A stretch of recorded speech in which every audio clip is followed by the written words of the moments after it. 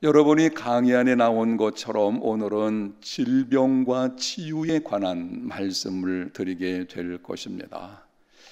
인생을 살다 보게 되면은 질병은 찾아오게끔 되어져 있어요.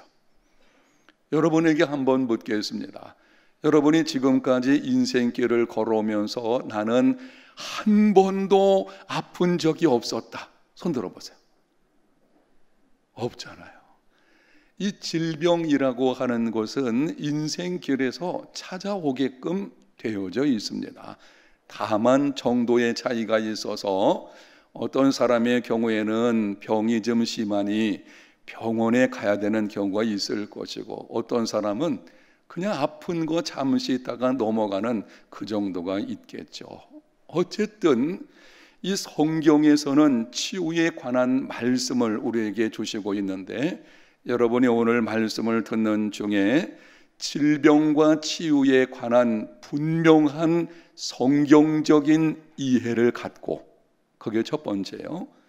성경에서 질병과 치유에 관해서 어떻게 말씀을 하시는지 거기에 대한 이해를 먼저 분명히 갖고, 그리고 나의 삶뿐만이 아니고 질병 가운데 있는 사람을 잘 도울 수 있는 이러한 리더들이 되시기를 축복합니다.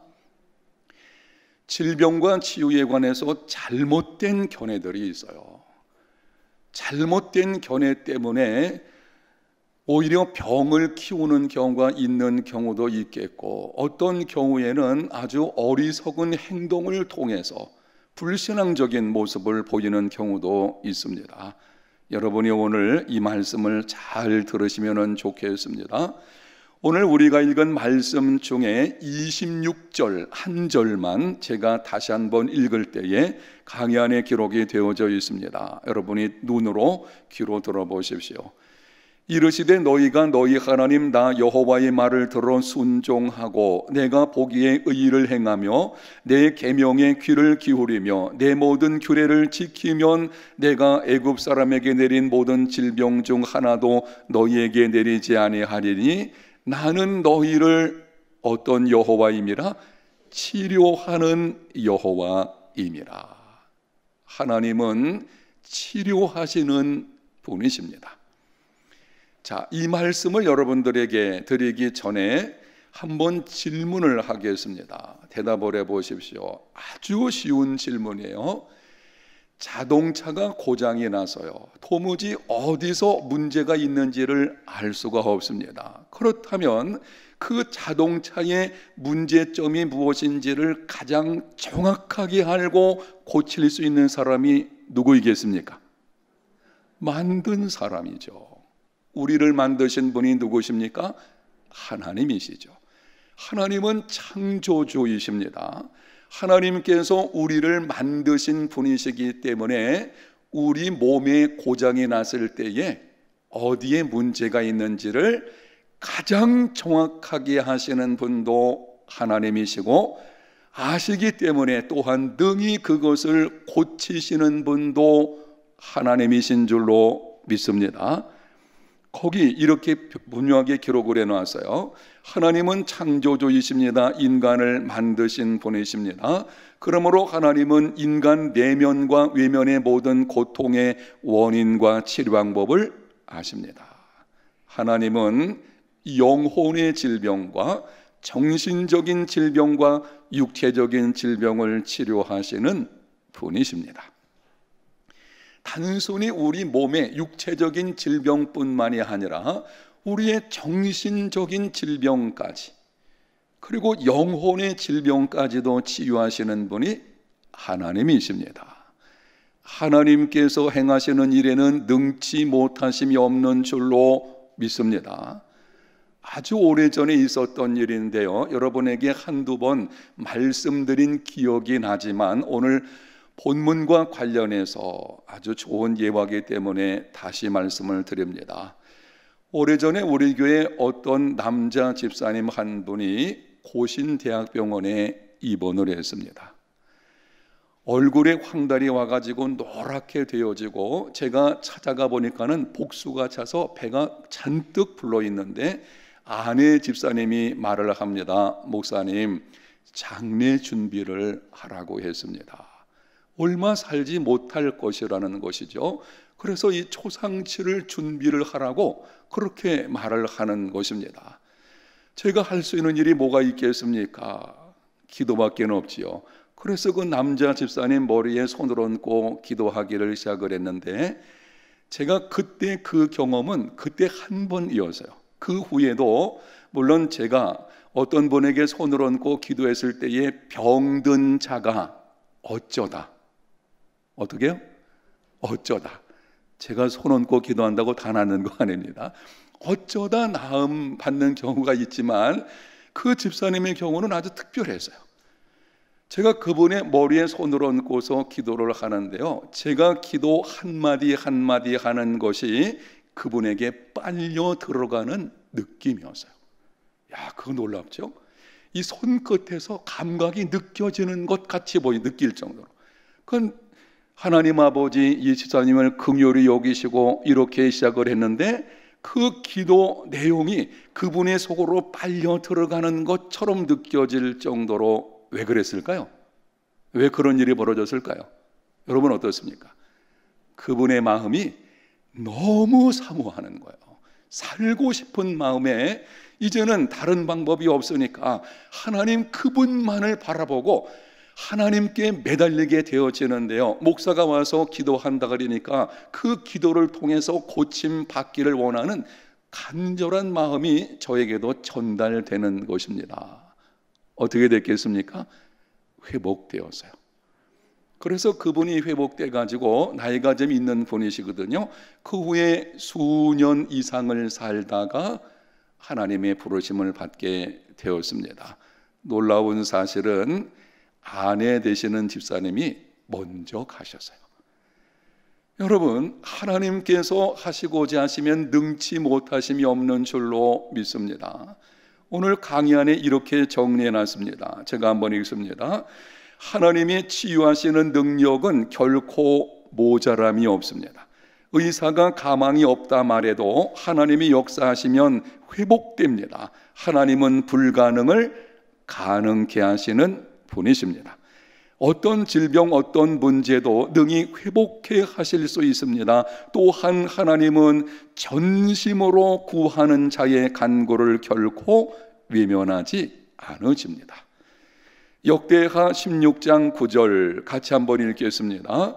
여호와의 눈은 온 땅을 두루 감찰하사 전심으로 자기에게 향하는 자들을 위하여 능력을 베푸시나니. 누구에게 능력을 베푸신다고요? 전심으로. 매주 주일이 되면은요, 예배 끝나고 나서 그 목사님의 기도를 받겠다고 수술 앞두고 있다든지 아니면은 질병 문제로 받으시는 분들이 있게 되는데, 그냥 이해하고 들으십시오. 제가 손을 얹고 기도하게 되면은요, 느낌이 올 때가 있어요. 어떤 분 경우에는 진짜 이분이 간절함으로 기도를 받는구나. 지난 주일에도 예배 끝나고 나서 어떤 한 분이 요 본당 맨 마지막 뒷줄에 계셨던 분인데요, 그분이 기도를 받고 가셨는데요, 제가 기도를 해드렸더니 그분이 끝나고 나서 그냥 가만히 계시는데 눈물이 초르르 흐르더라고요. 제가 그걸 보면서 야, 이분의 마음에 진짜 간절함이 있구나, 이런 거죠. 그렇게 간절하게 기도하면 하나님께서는 어떤 방식으로든지 놀라운 은혜를 베풀어 주시는 줄로 믿습니다. 근데 어떤 사람은 솔직히 이런 경우도 있어요. 딱 얹었는데 기도를 시작하게 되면 그냥 바위 위에 얹어놓은 것 같아요. 이건 이런 것입니다. 본인이 목사님께 기도를 통해서 내가 정말 이 시간 치유를 받아야 되겠다 이런 생각보다는 이런 경우가 있죠. 아이고 기도받고 가세요. 그래서 억지로 이렇게 기도를 받는다든지 아니면은 그냥 자기의 질병에 대해서 하나님께 간절히 구하는 것보다는 다른 방법을 생각한다든지 그러면은 그런 일이 있게 되어지는 것입니다. 그럼 기도하는 목사도 쉽지 않아요. 힘들어요. 그래도 애써서 기도를 해주기는 하게 되겠죠. 여러분, 하나님은 전심으로 구하는 자에게 능력을 베풀어 주십니다. 전심이라고 하는 것은 이런 거예요. 정말 하나님의 능력을 경험하기 원하는 그 간절함이 나를 위해서 기도하는 사람에게까지 좀 느껴질 정도가 돼야 돼요. 나를 위해서 기도하지 않더라도 정말 우리 셀 목자들 아니면은 가까운 친구라든지 그 사람도 할 수 있을 정도로 그렇게 하나님의 은혜를 사모할 때에 하나님의 놀라운 능력을 경험하는 역사가 있게 되는 것입니다.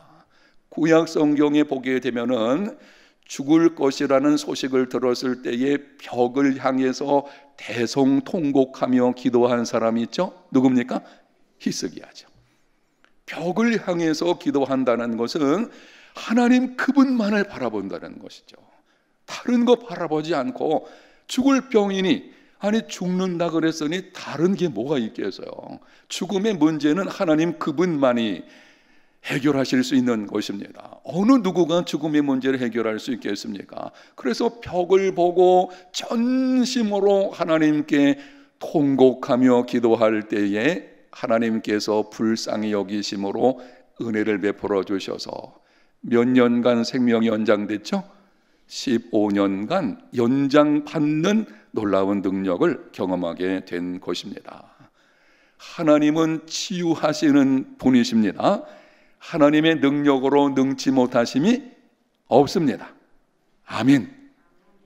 그런데 하나님의 치료하시는 능력을 경험하려고 할 때에 반드시 기억해야 할 것들이 몇 가지가 있어요. 성경에 보게 되면은 질병과 치유와 관련해 가지고 내가 고침을 받겠다는, 그래서 하나님의 역사를 경험해야 되겠다는 그 마음을 가지고 있어서 간구할 때에 기억할 것이 몇 가지가 있는데요, 지금 드리는 이 말씀을 잘 여러분이 기억하셔야 됩니다. 첫 번째는 의학기술로 치료 가능한 것은 의학기술의 도움을 받으며 기도해야 합니다. 디모데전서 5장 23절 같이 읽겠습니다. 이제부터는 물만 마시지 말고 내 위장과 자주 나는 병을 위하여는 포도주를 조금씩 쓰라. 이거 누가 누구에게 하는 말인가요? 바울이 디모데에게 하는 말입니다. 여러분, 바울은 신유의 은사를 가진 사람이 있었어요. 그런데 사랑하는 아들 같은 디모데가 가지고 있는 그 질병은 고칠 수가 없었어요. 그래서 이렇게 말을 합니다. 내 위장과 자주 나는 병을 위해서 포도주를 조금씩 쓰라. 포도주, 그 당시에는 위장병 같은 것이 있을 때에 의학기술이 발전이 되지 않았잖아요. 그래서 이 포도주를 그 의학기술 같은 이 치료에 약으로 사용된 것을 볼 수가 있습니다. 결국 이 말씀은 이런 것입니다. 약을 사용해서 고칠 수 있다면 그것을 어떻게 하라? 사용하라는 것입니다. 지금 이 말씀은 너무나 상식적으로 들리기 때문에 여러분이 그거 맞는 말이 아닌가. 근데 사실은 수년 전 제가 우리 교회에 부임하고 나서 한동안도 그런 일이 있었어요. 어떤 분은 병원에 가서 진찰을 하고 약을 타와서요. 그런데 하나님께 나와서 기도하는 중에 내 병은 하나님이 고쳐주실 거야. 그리고는 그 약을 쓰레기통에 던져버리는 경우가 있어요. 여러분, 이거 진짜 조심해야 됩니다.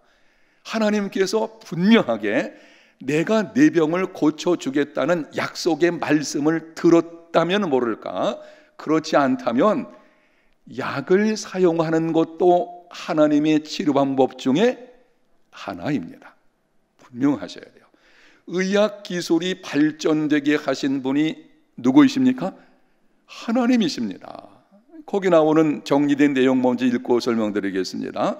약을 먹든지 병원에 가서 치료를 받든지 자연 생식을 하든지 이러한 건전한 방법들은 하나님의 일반 은총 가운데서 이루어지는 것입니다. 하나님의 어떤 은총이요?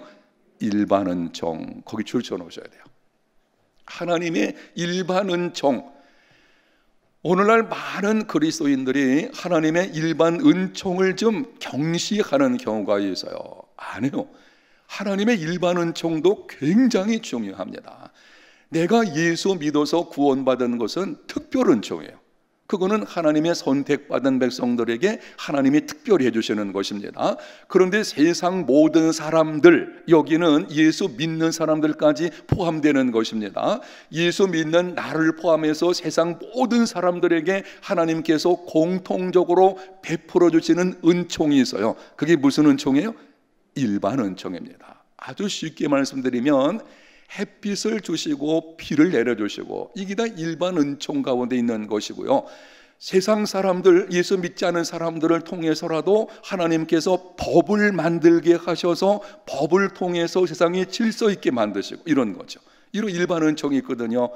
의학기술도 하나님의 일반 은총, 이 말은 하나님께로부터 말미암은 것입니다. 약을 개발해 가지고 병을 고칠 수 있는 그 지혜, 그 재능, 그 능력을 주신 분이 누구신가요? 하나님이시거든요. 여러분, 의학 기술도 하나님께서 우리 중에 어떤 사람을 통해서 그것을 개발할 수 있는 능력을 주심으로 된 것입니다. 그래서 약을 사용하고 의학 기술, 병원에 가서 수술을 하고 건전한 것입니다. 그리고 우리가 생각할 때에 난 기도해서 이거 나을 거야, 그런 믿음의 사람 같고, 수술이나 약을 쓰는 것은 조금 믿음이 덜한 것 같고, 그렇지 않아요. 건전한 방법으로 의학 기술을 사용하는 것도 하나님의 치료하시는 방법입니다.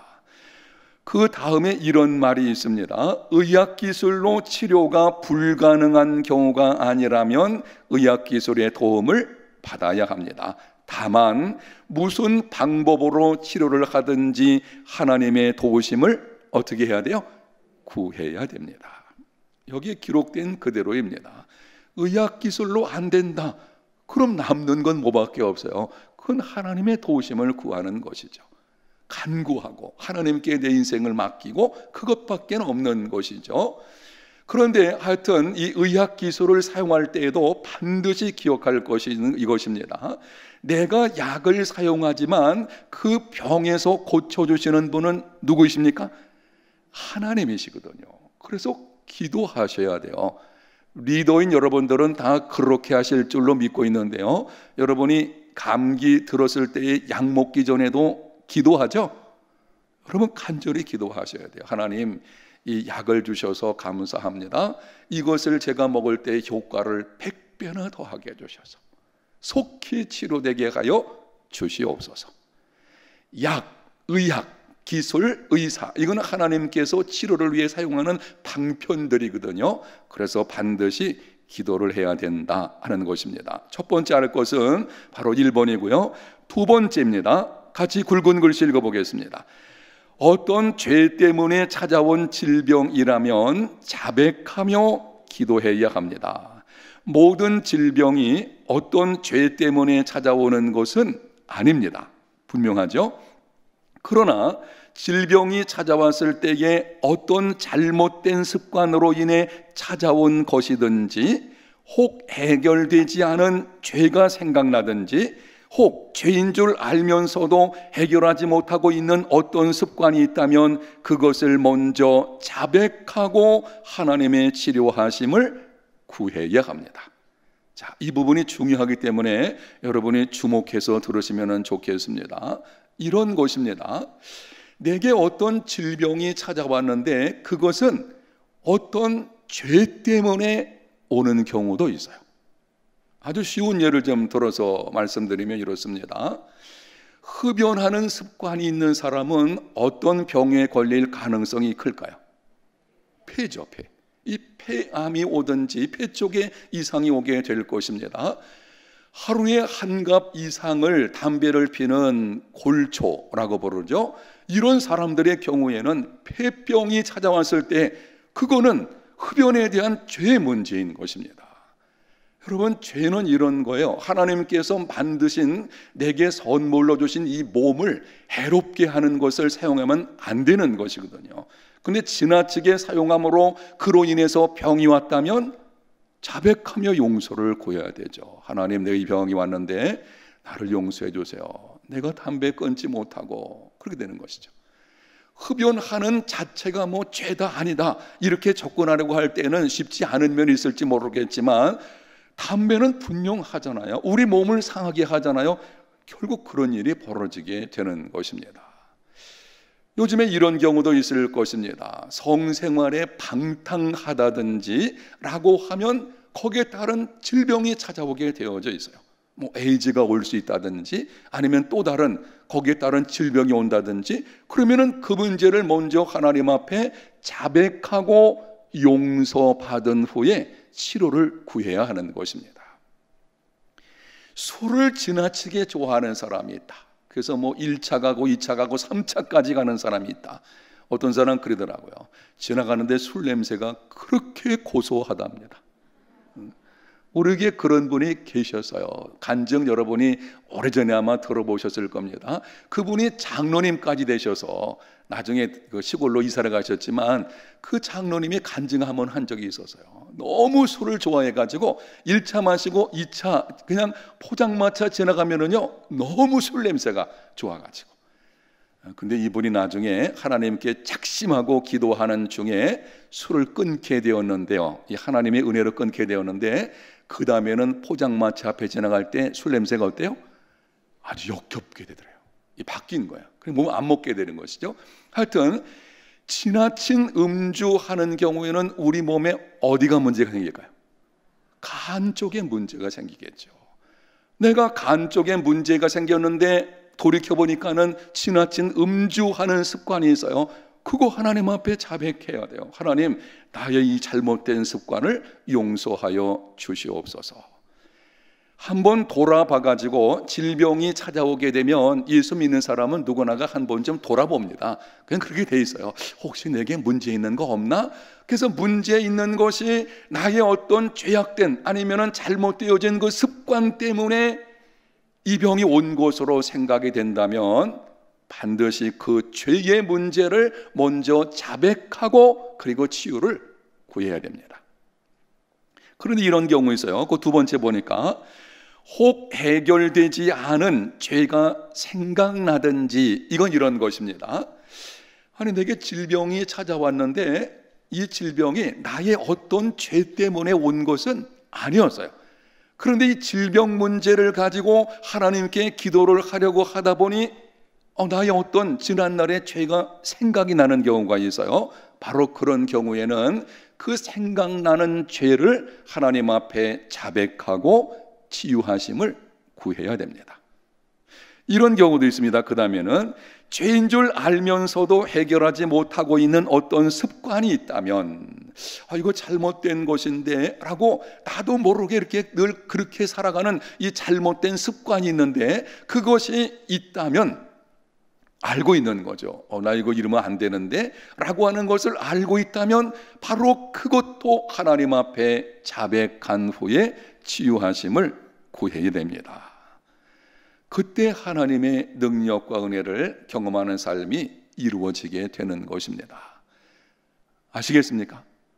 성경 구절 봅시다. 야고보서 5장 15절과 16절 이렇게 기록을 합니다. 믿음의 기도는 병든 자를 구원하리니, 믿음의 기도는 병든 자를 구원합니다. 주께서 그를 일으키시리라. 혹시 죄를 범하였을지라도 사함을 받으리라.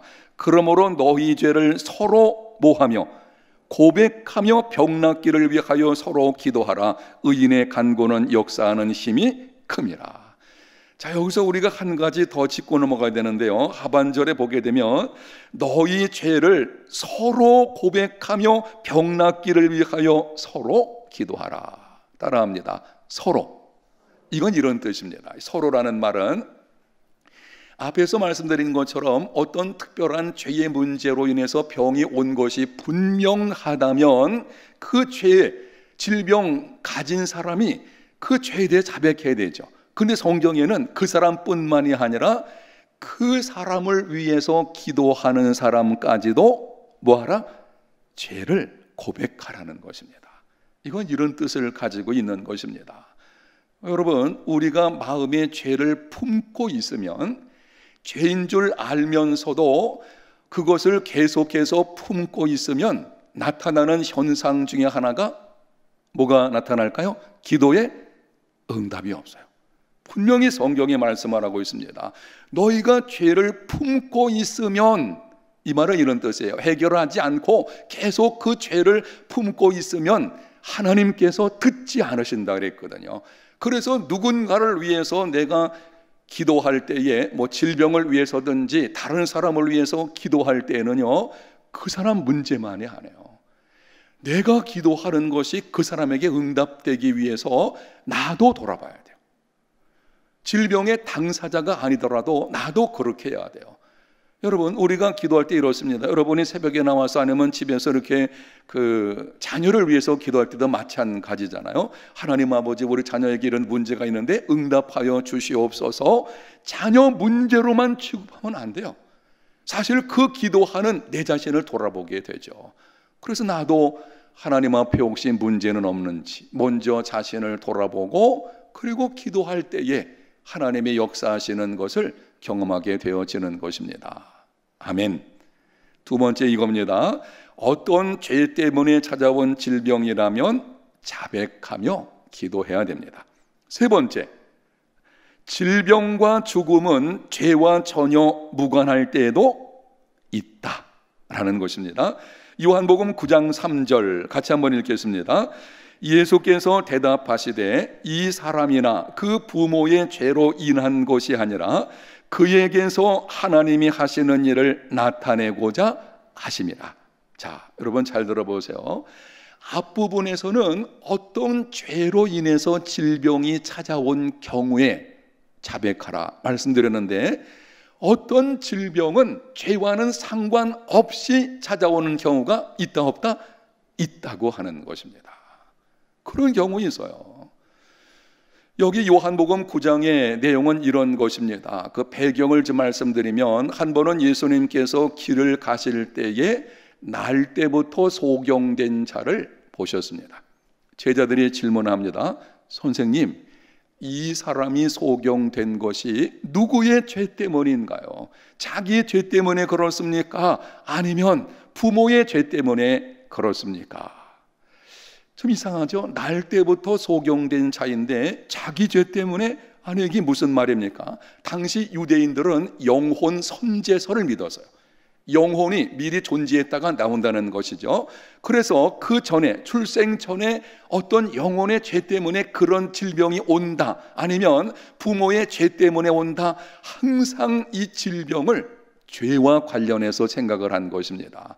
그때 예수님께서 이렇게 분명하게 말씀을 하셨습니다.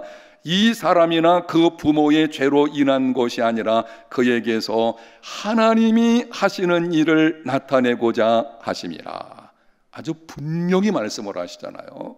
여러분이 잘 들으셔야 돼요. 예수님 하시는 말씀이 죄로 인한 것이 아니다. 이 사람이 날 때부터 소경된 것, 죄로 인한 것이 아니고 하나님이 그에게서 하시는 일을 나타내고자 하심이라. 아멘. 여러분, 질병 가운데 있는 사람을 볼 때에 죄의 관점에서 바라보지 마세요. 우리는 자꾸 색안경 끼고 볼 수 있어요. 질병이 있다든지, 어떤 집안에, 아니면은 어떤 집안에 신체적인 장애를 가진 아이가 있다든지, 아니면은 태어났는데 정신적인 질환에 문제가 있다든지, 그런 경우도 있잖아요. 아니면은 어떤 기막힌 사고를 당했다든지, 그때 색안경 끼고 보는 수가 있어요. 이거 무슨 죄가 있는 거 하냐? 뭐 조상적부터 흘러내려오는 뭐 저주하냐? 이런 이상한 생각. 여러분, 그렇게 보면 안 돼요. 이렇게 하셔야 됩니다. 혹시 그 사람이 가지고 있는 질병이 죄로 인해서 온 것이라고 하여도 우리는 죄의 관점에서 보면 안 돼요. 하나님이 그 사람을 통해서 하실 일이 있기 때문에 찾아온 것이다. 아멘. 따라합니다. 하나님의 관점에서. 하나님의 관점에서 그것을 바라보아야 합니다. 한 걸음 더 나가서 여러분 이럴 수 있어요. 다른 사람은 나에 대해서 이제 하나님 관점에서 볼 수 있는데, 내가 그런 좀 예상치 못한 경우를 당하게 되면 나도 모르게 나를 정죄하는 경우가 있어요. 심지어 예수 믿는 사람들 가운데서도, 아이고 목사님, 내가 전생에 무슨 죄를 져서, 전생, 전 속을 그러죠. 무슨 전생을 얘기하시나? 그거 아니잖아요. 근데 이게 현실이에요, 현실. 그 기막힌 일이 오면은 그런 마음이 나도 모르게 찾아오잖아요. 그때 여러분 이 말씀을 기억하셔야 돼요. 나의 죄 그쪽으로 접근하지 말고 하나님께서 나를 통해서 하실 일이 있기 때문에 이렇게 생각해야 돼요. 나의 어떤 죄악된 습관 때문에 온 것이 분명하다. 그러면 회개해야 되죠. 그건 자백해야 돼요. 하나님 앞에 나가 정직하게 해야죠. 근데 아무리 생각해도 나는 모르겠어요. 그때는 하나님께서 특별히 하실 일이 있어서 이렇게 하시는구나. 그렇게 생각을 해야 되는 것입니다. 여러분, 이 말이 왜 중요하냐면 이렇게 나타납니다. 하나님의 관점에서 다른 사람을 바라보게 되면 긍휼이 있어요. 아시겠습니까? 그 사람을 진정으로 불쌍히 여기는 긍휼이 나오는 거예요. 그런데 죄의 관점에서 보게 되면 토론하는 거예요. 누구 죄 때문인가? 무슨 일이 있었나? 과거에 좋지 않았던 일이 있는 게 아니야? 이런 식으로 토론하게 되어지는데요. 성경에서 우리에게 계속 말씀하시는 것이 있어요. 다른 사람의 곤경을 절대 토론 대상으로 삼아서는 된다 안 된다? 안 됩니다, 여러분. 안 돼요. 선한 사마리아인의 비유에서 그 사마리아인이 강도 만난 사람 볼 때에 이유 따지지 않았어요. 이 사람이 왜 이렇게 됐지? 쓸데없이 왜 강도가 출몰하는 곳에 이렇게 다니다가 저렇게 됐나? 그거 안 해요. 우리는 자꾸 그런 방식으로 생각해요. 쓸데없이 왜 그런 일을 해가지고. 안 해요. 물론 그렇게 쓸데없는 짓을 했다고 해도 우리 마음은 그렇게 한번 접근하면 안 됩니다. 하나님의 관점에 접근할 때에 그냥 긍휼히 여겨주는 거예요. 왜 그렇게 해야 됩니까? 여러분, 한 사람을 변화시키고 한 사람에게 하나님의 능력이 나타나는 것은요, 긍휼과 은혜로만 되어지는 줄로 믿습니다. 내가 그 사람을 바꾸려고 그러는데 바꿔지지 않아요. 한 사람의 인생을 바꾸는 것은요, 은혜로 되는 것입니다. 하나님의 은혜. 그리고 또한 은혜는 긍휼로 나타나게 되어지죠. 긍휼의 대상으로 삼아야지 이 토론의 대상으로 삼는다든지 그래서는 안 될 것입니다. 자기 자신에 대해서도 마찬가지예요. 세 번째 우리가 알아야 될 거 이겁니다. 질병과 죽음은 죄와 전혀 무관한 때도 있다 없다? 있다 하는 것을 우리가 기억하라는 것입니다. 자, 넘기면은요 이런 얘기가 나옵니다. 어떤 목사님 설교 집에서 질병이 찾아왔을 때에 하나님의 관점에서 보게 되면 5가지 유익이 있다. 제가 이 책을 읽으면서 그렇구나 하는 생각이 들어서 여러분에게 이 정리해서 다시 말씀드리게 되는데요. 자, 하나님의 관점에서 보게 되면 나의 질병이든지 다른 사람의 질병이든지 하여튼 하나님의 관점에서 바라보게 되면 5가지 유익이 있게 되는데요. 첫 번째, 어떻게 하죠? 쉬게 합니다. 이런 것입니다. 지금까지 인생길에 너무 바쁘게 지내는 거예요. 그냥 너무 바쁘게 달려왔어요. 쉴 틈이 없었어요. 그러다 보게 되면 나도 모르게 질병이 찾아올 때가 있죠. 질병이 덜컥 들어가지고 병상에 누워있을 때에 하나님의 관점에서 살아보게 되면 하나님께서 이렇게 하심으로 나를 뭐하게 하시는구나? 쉬게 하시는구나. 그게 하나님 관점이에요. 그래, 하나님께서 이런 질병을 통해서 이제는 나를 조금 쉬라고 하시는구나. 너무 뛰어다녔는데 그 발걸음을 잠시 쉬라고 하시는구나. 하나님의 관점에서 보면은 쉼에 대한 것입니다. 두 번째가 이런 게 있습니다. 뭐 하게 하신다 그랬죠? 생각하게 하십니다. 이런 뜻입니다. 너무 바쁘게 인생을 달려가다 보게 되면은요 생각할 겨를이 없어요. 이런 거예요.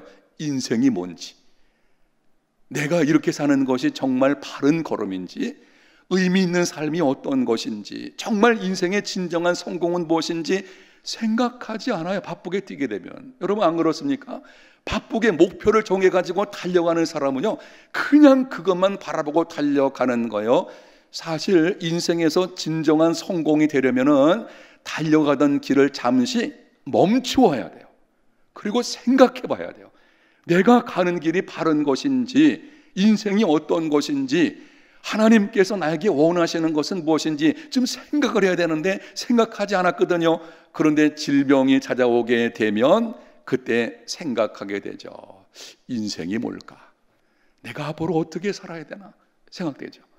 진정한 인생의 성공을 위해서 앞으로 내일을 어떻게 준비해야 되나, 이런 생각을 하게 되는 것입니다. 이것이 하나님의 관점에서 보게 되면 찾아오는 유익입니다. 제가 설교 시간에 종종 드리는 말씀을 기억해 보십시오. 원죄는 다른 것이 아니고 생각의 게으름이라 그랬잖아요. 무엇의 게으름이요? 생각의 게으름이 문제예요. 내가 이렇게 했을 때에 어떤 결과가 찾아올 것을 좀 생각한다면 사실 그렇게 안 할 거예요. 그런데 생각하지 않으니까 그런 문제가 일어나게 되어지는 것입니다. 그런데 질병이나 고난이 찾아오게 되면 그때 생각하게 되죠. 세 번째는 어떻게 집니까? 겸손해집니다. 이런 뜻입니다. 질병이 없이 건강할 때에는, 이거는 저도 마찬가지고 여러분도 마찬가지고 아마 그렇게 그냥 생각이 들 때가 있어요. 인생이 내 마음대로 되는 것처럼 보여요. 안 그렇습니까? 건강하고 편안하고 문제가 없어요. 그러니까 인생이 내 뜻대로 되는 것 같아요. 그래서 내가 하는 것마다 뭐 내 힘으로 내 수고로 다 이룰 것처럼 생각을 됩니다. 이게 사실은 교만이죠. 그런데 질병이 찾아오게 되면 어떤 생각이 드는가요? 아, 인생은 내 마음대로 되는 것이 아니구나. 그게 겸손의 시작이에요. 거기서부터 겸손이 나오는 것입니다. 아, 인생은 내 마음대로 되는 게 아니구나. 사람은 그렇습니다. 사람들의 성향이, 예수 잘 믿는 사람들도요, 나 이 속에는 교만함이라는 것이 있어요. 교만이 없는 사람이 없어요. 다 누구에나 교만은 지금 잠재되어 있거든요. 이게 뭐 잘 되면은 자라나게 되죠. 그런데 이 질병이나 고난이 오게 되면 그때서야 겸손한 사람이 되어집니다. 그것이 유익입니다. 네 번째는 어떻게 됩니까? 화목하게 만든다, 이렇게 기록이 되어 있습니다. 화목하게 만든다는 것은 이런 것이죠. 여러분이 한번 부부 관계도 생각을 해 보십시오. 남편과 아내가 건강하면은요, 소중하다는 생각이 그렇게 들지 않잖아요. 그런데 덜컥 남편이 아프다든지 아니면 아내에게 큰 병이 찾아오게 되면 그때 깨닫게 되죠. 아, 아내가 혹은 남편이 정말 소중하다는 것을 알게 되는 것이죠. 그래서 거기서 화목이 이루어지게 되어지는 것입니다. 여러분, 자녀 문제도 마찬가지 아닙니까? 자녀가 건강할 때 우리가 늘 어떻게 말하나요? 공부해야지, 뭐 여러 가지 노력해야지, 자꾸 하라고 막 성공하는 인생이 돼야 되지, 막 이렇게 말하죠. 그런데 자녀가 병이 들어보세요. 어떤 마음밖에 없나요? 그래, 공부 안 해도 좋으니까 어때요? 건강만 하면 좋겠다. 거기서 자녀 관계가 회복되는 거예요. 우리는 자꾸 몰아붙이는 성향이 있거든요. 그러다 보니까는 갈등이 생기고 막 그렇습니다. 그런데 덜컥 이 병이 들어보세요. 그러면 그 사람이, 그 존재가 아주 소중하다는 것을 알게 됩니다. 사람은 그렇게 돼 있어요. 여러분, 잃어버리지 않으면은요, 소중함을 잘 모르거든요. 그래서 거기서 화목하게 되는 일이 일어나게 되는 것입니다. 자, 마지막 다섯 번째, 어떤 유익이 있다고 합니까? 기도하게 됩니다. 이런 뜻을 가지고 있어요. 여러분이 정직하게 여러분 자신을 돌아보면서 한번 생각을 해 보십시오. 건강할 때에는 새벽에 나와서 기도는 하지만 그 기도가 솔직히 어디서 나올까요? 여기 뭐예요? 목에서 나오는 거예요. 목에서. 하나님께, 하나님 나 건강 주시고 이렇게 주시고, 그렇게 소원을 간구해도 요 목에서 나오는 것을 보게 됩니다. 사람은 그렇게 되어져 있어요. 그런데 덜컥 질병이 든다든지 아니면 고난이 찾아오게 되면 목에서 나오는 것이 아니고 어디에서 나와요? 가슴에서 나옵니다. 이제는 기도가 달라요. 그게 진짜 기도입니다. 목에서 나오는 기도는요, 그냥 흘러가 버리는 거예요. 사실 목에서 나오는 기도는요, 힘도 없어요. 응답받을 수 없습니다. 가슴에서 나와야 돼요. 이게 전심으로 기도한다는 것은 가슴 아래예요. 이 가슴이 아플 정도로 이 가슴 속에서 나오는 것입니다. 그거는요, 여러분, 고난을 통해서 됩니다. 그래서 가끔 하나님께서 우리를 고난의 길로 인도하시는 데는 이유가 있어요. 기도 생활을 바꿔주시는 거예요. 가슴에서 나오게 되죠. 이제는 한마디를 해도 그 한마디가 그냥 지나가는 게 아니잖아요. 내 마음이 거기에 다 담겨 있죠. 그렇습니다. 그런 유익이 있습니다. 이 질병 혹은 고난까지 넓히면 포함되겠죠. 오늘은 질병의 문제인데 이 질병은요, 하나님의 관점에서 바라보게 되면 이런 유익이 있습니다. 그래서 시편 기자가 이렇게 고백을 하잖아요. 고난 당한 것이 내게 유익이라. 이제는 내가 주의 율례를 지킵니다. 그렇게 되는 거죠. 예수 믿는 사람은요, 이 질병에 대해서 하나님의 관점으로 바라보셔야 돼요. 누구의 관점으로요? 하나님의 관점이에요. 여러분에게 어떤 질병이 찾아오든지 일단은 그렇게 하셔야 돼요. 고통이 있어도 고통이 지나가기만을 구해서는 안 돼요. 고통이 지나가게 달라고 기도는 하지만 먼저는 하나님의 관점에서 이 내게 찾아온 질병을 바라봐야 돼요. 그때의 기도가 달라지게 되고 그때의 진정한 평안을 얻는 삶이 이루어지게 되는 것입니다. 하나님의 관점에서 바라보라. 자, 네 번째는 아주 중요한 말씀이 여기 또 나와 있는데요. 굵은 글씨 한번 읽어보겠습니다. 모든 질병이 다 치유되는 것이 하나님의 뜻은 아닙니다. 물어보겠습니다. 하나님께서 우리를 사랑하시는데 어느 정도까지 사랑하시죠? 누구를 내어주시기까지? 독생자를 내어주시기까지. 그런데 놀라운 사실은 우리를 사랑하시는데 하나님께서 그렇게 사랑하시는 거예요. 독생자를 내어주셨다는 말은 성자 하나님께서 자신을 내어줬다는 거예요. 창조주 하나님께서 자신을 우리에게 내주신 거예요. 이것처럼 엄청난 큰 사랑이죠.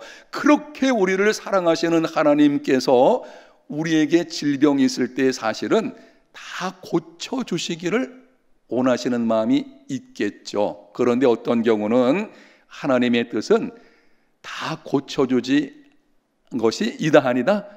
아닌 것도 있다는 것이죠. 어떤 병원이 안 고쳐주셔요. 성경이 그렇게 나와 있어요. 고린도후서 12장 7절에서 9절이 아주 분명하죠. 제가 읽을 때 여러분이 들어보십시오. 여러 계시를 받은 것이 지극히 크므로 너무 자만하지 않게 하시려고 내 육체에 가시 곧 사탄의 사자를 주셨으니 이는 나를 쳐서 너무 자만하지 않게 하려 하심이라. 이것이 내게서 떠나가게 하기 위하여 내가 3번 주께 간구하였더니 나에게 이르시기를 내 은혜가 내게 족하도다. 이는 내 능력이 약한 데서 온전하여 짐이라 하신지라. 그러므로 도리어 크게 기뻐함으로 나의 여러 약한 것들에 대하여 자랑하리니 이는 그리스도의 능력이 내게 머물게 하려 함이라. 아멘. 누구에 관한 말씀인가요? 바울에 대한 것이죠. 바울에게 육체의 가시가 있다는 것 여러분이 뭐 다 알고 계실 테니까 더 이상 말씀드릴 필요는 없을 것이고, 하여튼 바울이 육체의 가신 이 몸에 기막힌 질병이 있어서요. 혹자는 이 간질병이 아니냐 이렇게 말하기도 하는데, 만약 간질병이라면 여러분 어떻게 했습니까?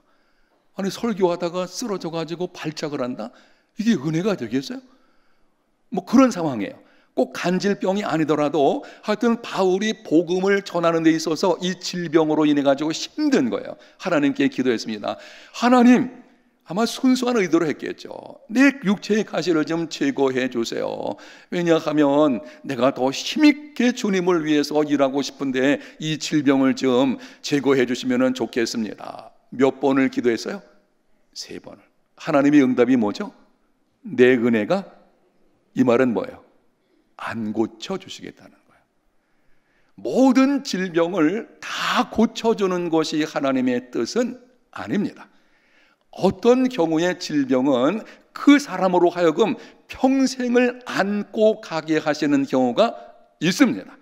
성경에 분명히 그것을 말씀하시고 있어요.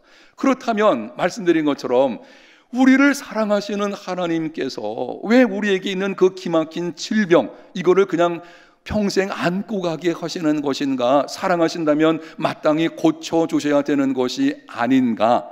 거기에 대한 해답이 거기 기록을 해놨는데요. 여러분 이 말씀을 잘 기억하셔야 돼요. 하나님은 불행 자체를 없애주시지 않아도 간구하는 자에게 불행을 뛰어넘는 은혜를 베풀어 주십니다. 따라합시다. 불행을 뛰어넘는 은혜.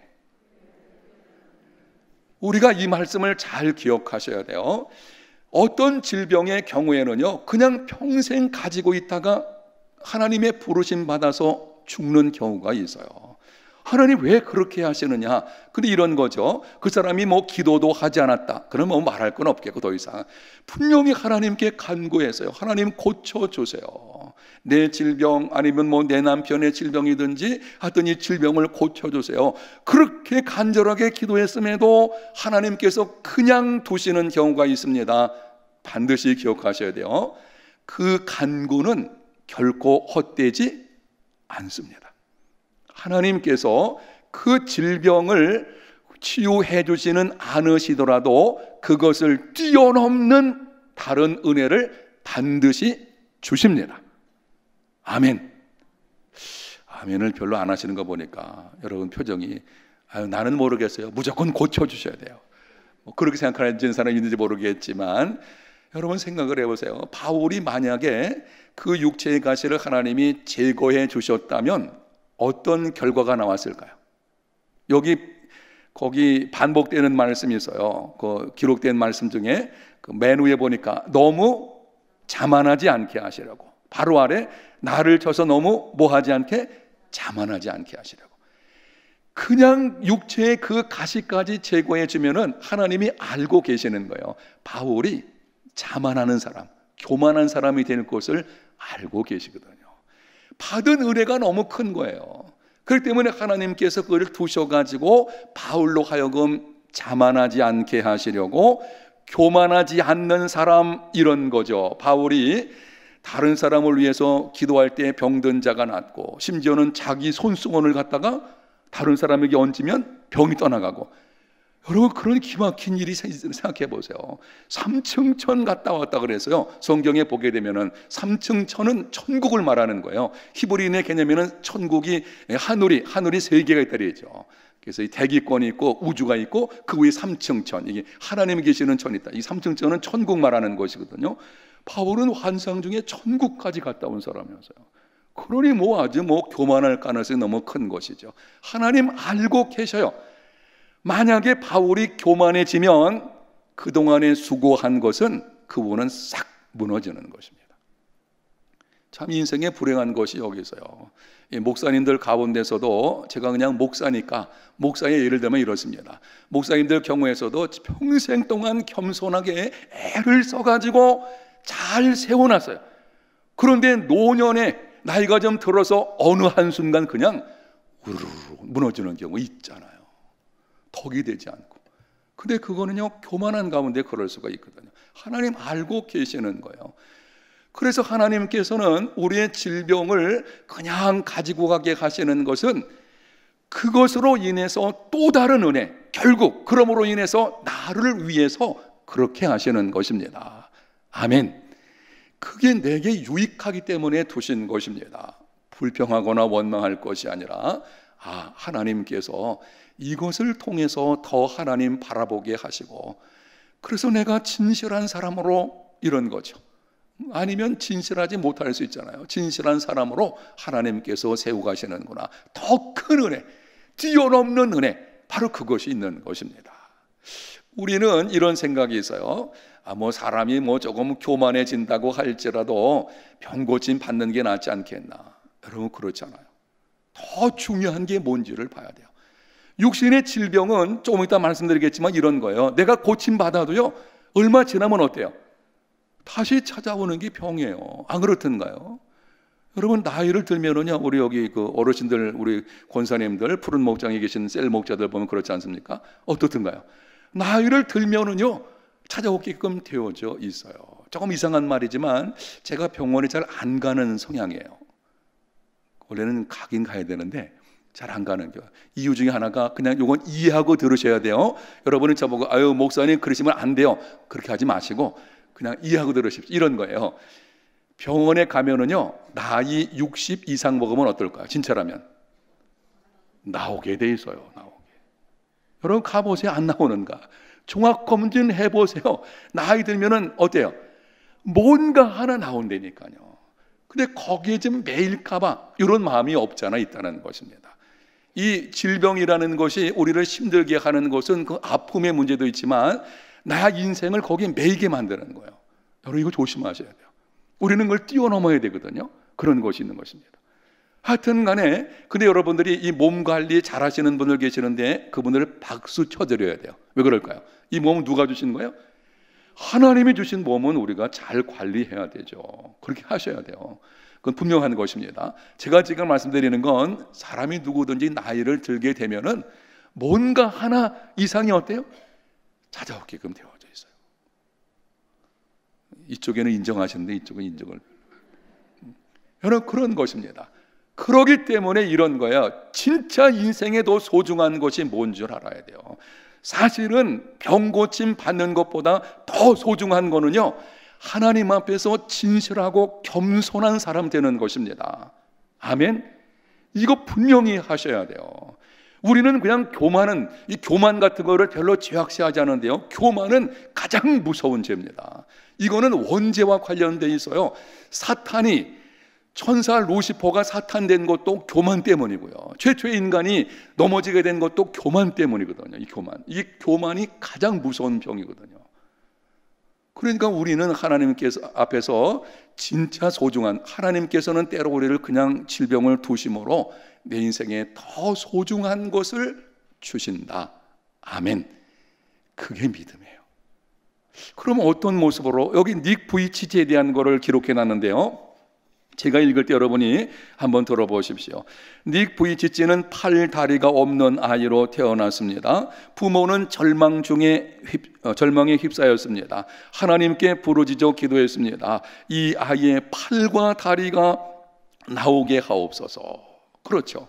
하나님이 원하시면 하나님의 능력으로 능치 못하심이 없으니까 하나님 이 아이 팔과 다리가 좀 나오게 해주세요. 기도할 수 있죠. 중보기도를 요청했습니다. 수많은 사람들이 함께 기도했습니다. 그러나 아이의 팔과 다리는 생기지 않았습니다.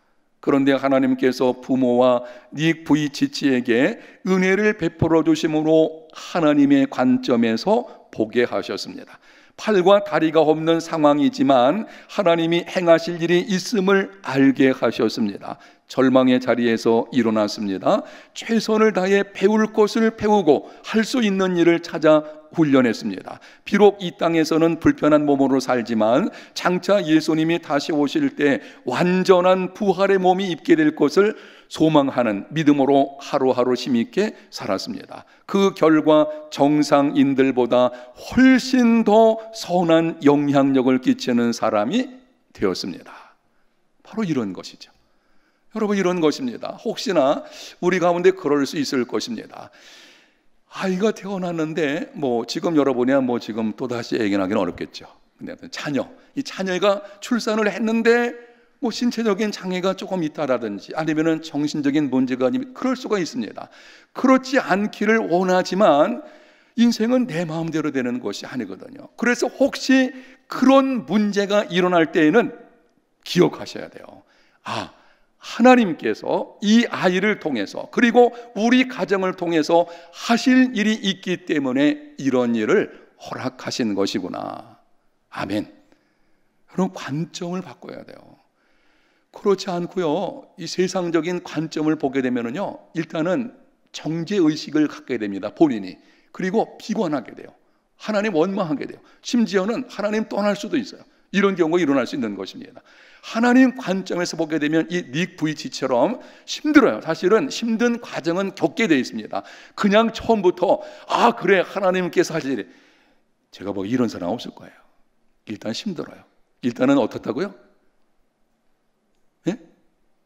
힘들어요. 아니 저만 열심히 지금 강의하고 있는 거예요. 여러분 힘들어요. 고통스럽습니다. 그 당사자 입장을 생각하면은요, 만약에 저희 가정에 그런 일이 있어도 저도 너무 힘들 거예요. 고통스러울 거예요. 닉 부이치치 경우에는요, 자살하려고 2번이나 시도했거든요. 쉽지 않았어요. 그런 과정은 있습니다. 왜냐하면 사람이기 때문에.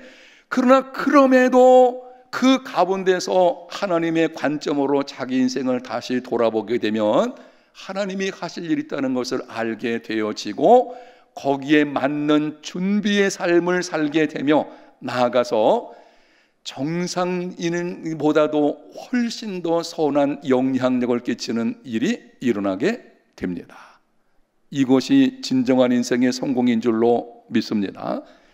내가 약하다 그래서, 아니면 어떤 질병이나 문제가 있다 그래서 그것 자체가 인생을 불행하게 만드는 것은 아니에요. 힘들고 고통스럽고 때로는 원망하는 마음이 들지는 하겠지만 잘 기억하셔야 돼요. 그것이 우리를 실패하게 하는 것이 아니고 포기하는 것, 그게 우리를 실패하게 하는 거예요. 우리로 하여금 비관에 빠져서 아무것도 하지 않고 그냥 그 자리에 머물러 있게 하는 거, 그게 안 되는 거예요. 그러니까 우리는 예수 믿는 사람들은요 다른 겁니다. 이 성경이 우리에게 분명히 말씀을 하잖아요.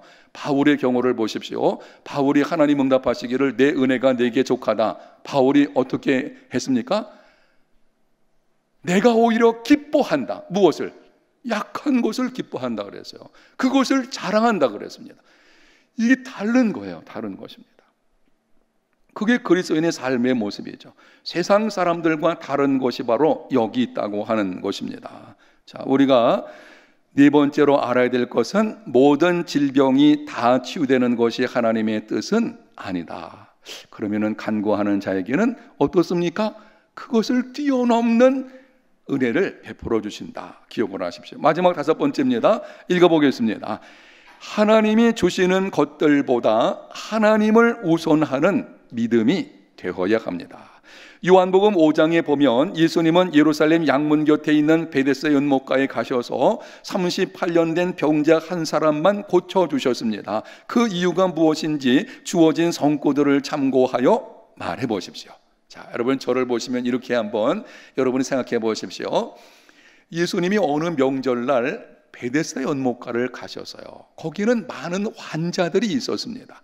왜 그럴까요? 그 연못은 간헐천이었어요. 그래서 이게 온천수 간헐천으로 보여지는데 이게 물이 솟구쳐 오르는 거죠. 그러니까 전설, 이 속설입니다. 속설이 물이 솟구쳐 올라왔을 때에 어떻게? 제일 먼저 들어가는 사람은 병이 낫는다. 성경에 그렇게 기록되어 있어요. 라는 그 속설이 있었어요. 그게 좀 미신적이긴 한데 하여튼 그 미신적인 것을 믿는 사람들이 그 베데스다 연못가에 병자들이 많이 있었습니다. 근데 예수님께서 어느 명절날 그곳에 가셔서는, 아니 제가 추측해 볼 때 병자가 아마 수십 명쯤 있지 않겠어요? 그런데 38년 된 병자 한 사람만 딱 고쳐주시고 그냥 가버리셨어요. 그럼 이상하지 않습니까? 아니 예수님 이왕에 거기까지 발걸음 하셨다면 거기 있는 사람 좀 고쳐주실 것이지. 여러분 안 그렇겠어요? 아니면 한 사람 너무 심하지 않습니까? 좀 몇 사람이라도 고쳐주시지 왜 한 사람만 고쳐주시고 그렇게 그냥 돌아가셨나요? 예수님 뭐 다른 거 할 필요 없잖아요. 거기 딱 가셔가지고 너희들 다 치유받을지어다. 아니 말씀 한마디면 끝나거든요. 나사로 무덤가에 가서 뭐라고 하셨죠? 나사로야 나오너라 한마디잖아요. 질문, 여러분 알고 계시는 거죠? 아니 예수님께서 나사로 무덤가에서 죽은 자여 나오라 그러지 않고 왜 나사로여 나오너라 딱 찍어서 말씀했을까요? 죽은 자여 나오라. 그럼 어떤 일이 벌어질까요? 창세 이후로 죽은 사람이 다 일어날 거예요. 이건 진짜 그 근거 있는 말이잖아요. 왜냐하면 그분은 하나님 아버지와 함께 천지 만물을 창조하신 주님이시잖아요. 아니 그런 예수님께서 가셔서 이왕에 가시면 그럼 야 오늘 너희들 다 회복될지어다 한마디 하시면은 고침 다 일어날 텐데 왜 한 사람만 그렇게 고쳐주시고 가신 것이겠습니까? 거기에 대한 대답이 요한복음 20장 30절과 31절에 기록이 되어 있어요. 같이 한번 읽겠습니다. 예수께서 제자들 앞에서 이 책에 기록되지 아니한 다른 표적도 많이 행하셨으나 오직 이것을 기록함은 너희로 예수께서 하나님의 아들 그리스도이심을 믿게 하려 하며 또 너희로 믿고 그 이름을 힘입어 생명을 얻게 하려 함이니라. 아멘. 38년 된 병자를 고친다는 것은 이거는 기적 같은 사건이거든요. 성경에 이것은 표적이라는 말도 쓰는데요. 예수님께서 그런 일을 행하신 것은 이유가 있습니다.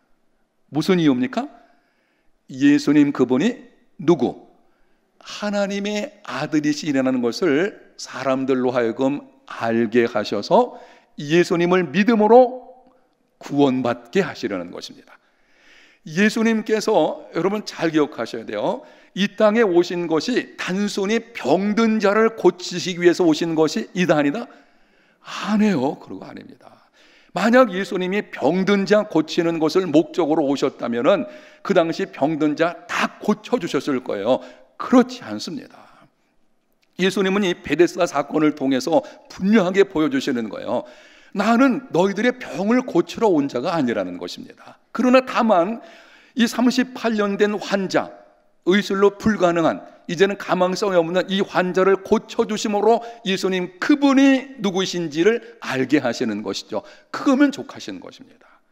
사람들로 하여금 믿어서 영생을 얻게 하시려는, 예수님 그분이 누구신가 하는 것을 보여주시려고 그렇게 하시는 것입니다.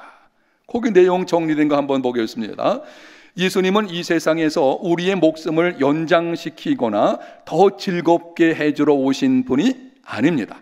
예수님은 영원한 삶을 위협하는 질병, 영원한 삶을 위협하는 질병이 뭐죠? 죄로 인한 사망의 질병이잖아요. 거기서 우리를 치유하기 위해서 오셨습니다. 치유자 예수님은 죽음이 최후의 승리를 얻도록 두지 않으십니다. 예수님 때문에 우리는 궁극적인 치유, 영원한 치유를 기대할 수 있습니다. 거기 줄쳐놓으세요.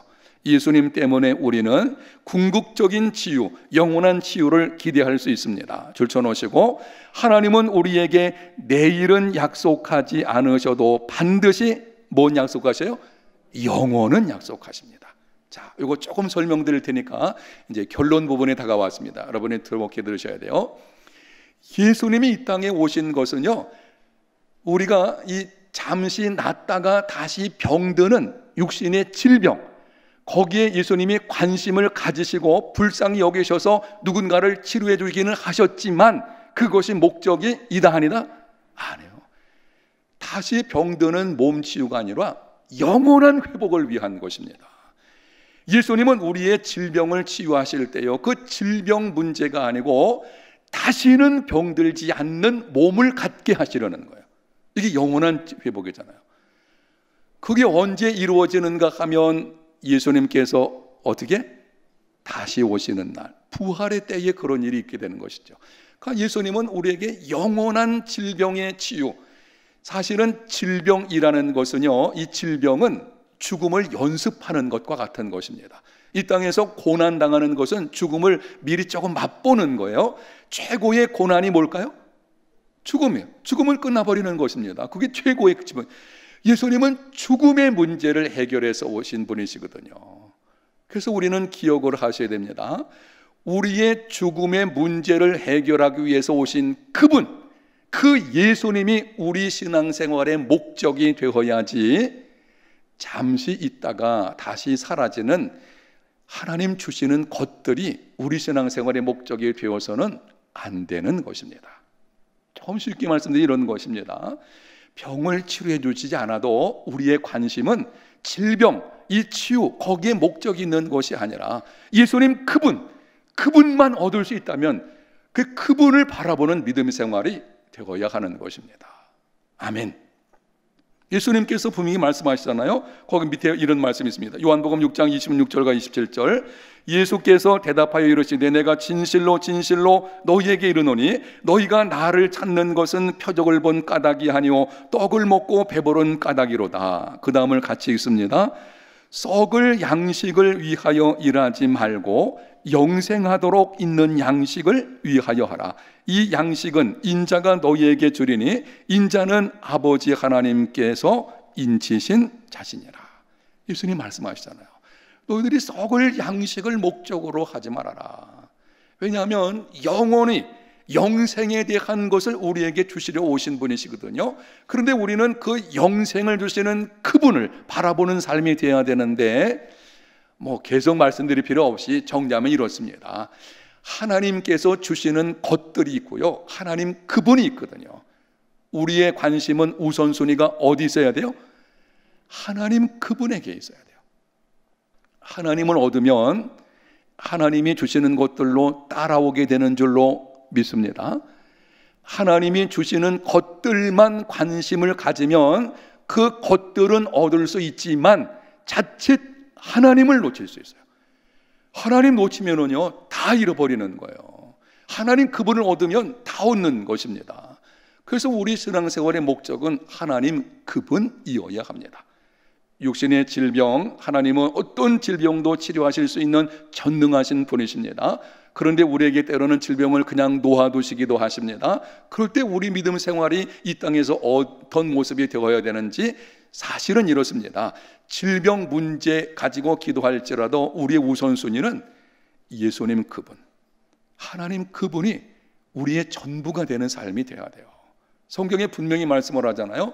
너희는 먼저 그의 나라와 그의 의를 구하라. 그리하면 이 모든 것을 너희에게 더하시리라.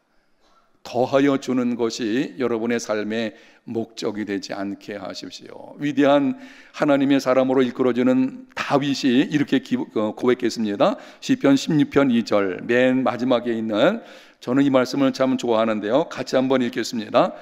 내가 여호와께 아뢰되 주는 나의 주님이시오니 주 밖에는 나의 복이 없다 하였나이다. 아멘. 이 고백이 여러분의 고백이 되시기를 축복합니다. 주님이 주시는 것들이 아니라 주님 그분이 나의 복이 되어야 돼요. 나의 복은 주님밖에 없습니다. 나는 지금 내 환경 속에서 어떤 일이 있다고 할지라도 주님 한 분만이라면 나는 족합니다. 아멘. 이게 사실은 우리나라 초창기에 신앙의 선배들의 믿음이었어요. 그런데 희한하게도 이렇습니다. 사람이라는 게 이상해가도요, 주님 한 분만이면 나는 족합니다. 나에게는 주밖에는 복이 없습니다. 이런 믿음으로 살면은요 하나님이 더해 주시는 거예요. 그래서 이제 주님이 주시는 것들이 더해지잖아요.